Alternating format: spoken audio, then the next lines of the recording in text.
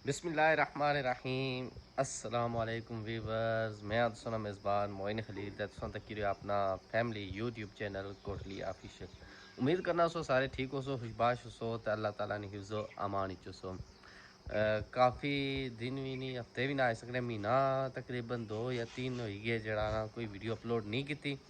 उसकी वजह ऐसी कि साढ़े जरा आईडी ऐसी कुछ निका जा मसला आई गया सा इशू सा तो अल्हम्दुलिल्लाह वो ठीक हो गया। तो फिर अज जरा ना उस ठीक हो गया तो अस सोचा कि तुस नाल वीडियो बनाई शेयर की जाए। इस टाइम का तुसें पता है कि कश्मीर के पूरे पाकिस्तान इस टाइम मूनसून मौसम आ माशाल्लाह जहाँ बड़ी सोहनी बहार होनी। हल्की हल्की बारिश हील भी लगी हुई हल्की हल्की बारिश तो पिछले तुम तकी सकने माशाल्लाह कितना प्यारा व्यू हुई है। तो इंशाल्लाह जरा अज नी वीडियो जी है शार्ट जी 5 मिनट 6 मिनट शेयर करसा। तो जिसे अगर सपोर्ट करने रहो सारे भैन भरा हूँ भी साढ़ा सपोर्ट कर सकते हूँ जुल्ले वीडियो नहीं तरफ जी।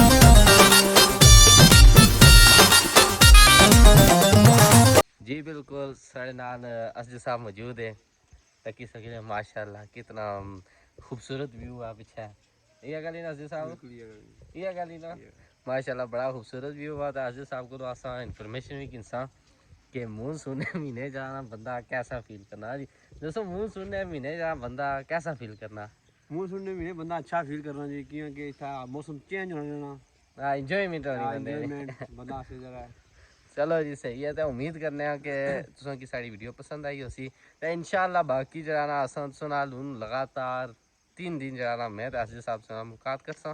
तो फिर जरा बाकी तुसें साढ़े नाल बिल्कुल नाल बने हुए रहो इंशाल्लाह जरा नेक्स्ट वीडियो जी है ना हो बड़ी मज़ेदार भी होसी। तो जरा उस कई बंदे की पता भी होसी जे साढ़े ग्रह विच एक इवेंट आ नाला जरा ना एक बड़ा शानदार जरा ना इतना माहौल भी बनने वाला। तो इंशाल्लाह वो नेक्स्ट वीडियो की दसा जी। तो हूँ किसा को इजाजत अल्लाह सुनने वाला है।